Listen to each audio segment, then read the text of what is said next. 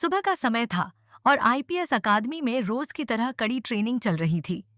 सभी कैडेट अपने अभ्यास में पूरी मेहनत से जुटे हुए थे, लेकिन ईशा का मन आज किसी भी काम में नहीं लग रहा था। उसके दिल में एक अजीब सी बेचैनी थी, जैसे कोई अनहोनी उसके बेहद करीब मंडरा रही हो। वह खुद को समझाने की कोशिश करती रही कि शायद यह सिर्फ थकान का असर है, लेकिन उसका दिल बार बार किसी बड़े खतरे का एहसास करा रहा था। इसी दौरान जब ईशा एक कठिन बाधा पार कर रही होती है, तभी उसके गले में पहना हुआ वह खास लॉकेट अचानक टूटकर जमीन पर गिर जाता है।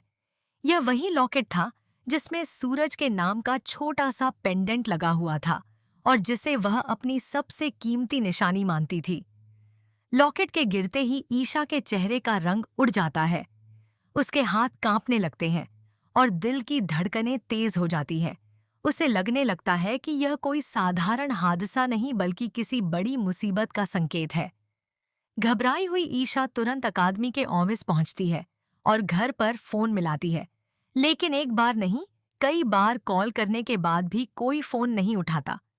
हर बार मिलती खामोशी उसकी चिंता को और बढ़ा देती है। अब उसे पूरा यकीन होने लगता है कि घर पर कुछ बहुत बड़ा घट चुका है।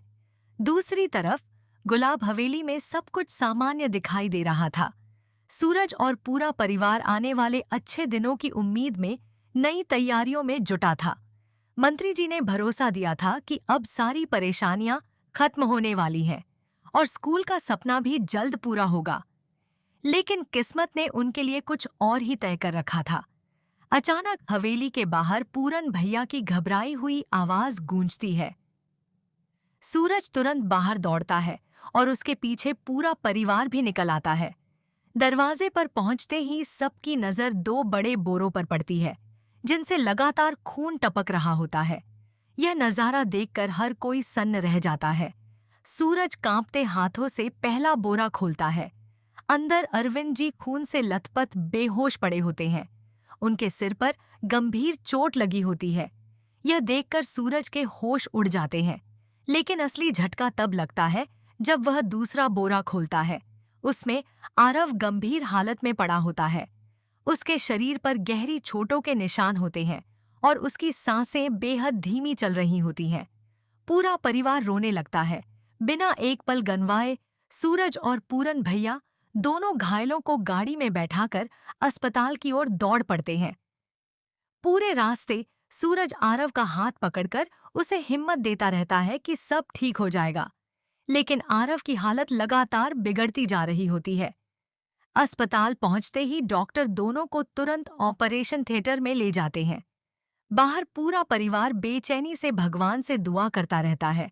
समय जैसे थम गया हो। हर गुजरता मिनट सभी के लिए एक नई परीक्षा बन चुका था। उधर अकादमी में बैठी ईशा की बेचैनी लगातार बढ़ती जा रही थी। घर से कोई संपर्क न होने के कारण उसने फैसला कर लिया कि चाहे जो हो जाए, वह तो तुरंत घर जाएगी। अब उसे पूरा विश्वास हो चुका था कि उसका टूटा हुआ लॉकेट किसी आने वाली तबाही का संकेत था। कई घंटों बाद ऑपरेशन थिएटर का दरवाजा खुलता है और डॉक्टर बाहर आते हैं। उनके गंभीर चेहरे को देखकर ही सबकी उम्मीदें टूटने लगती हैं। सूरज दौड़कर डॉक्टर से अपने पिता और आरव के बारे में पूछता है।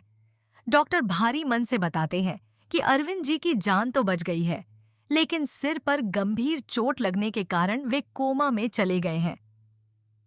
यह सुनकर परिवार सदमे में आ जाता है, लेकिन इसके बाद डॉक्टर जो कहते हैं वह सबकी दुनिया उजाड़ देता है। डॉक्टर बताते हैं कि अस्पताल पहुंचने से पहले ही ज्यादा खून बह जाने के कारण आरव की मौत हो चुकी है। यह सुनते ही पूरा अस्पताल चीख पुकार से गूंज उठता है। काव्या बेहोश होकर गिर पड़ती है।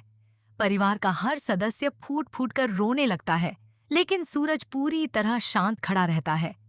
उसकी आंखों से आंसू नहीं निकलते, बल्कि उनमें बदले की आग साफ दिखाई देती है।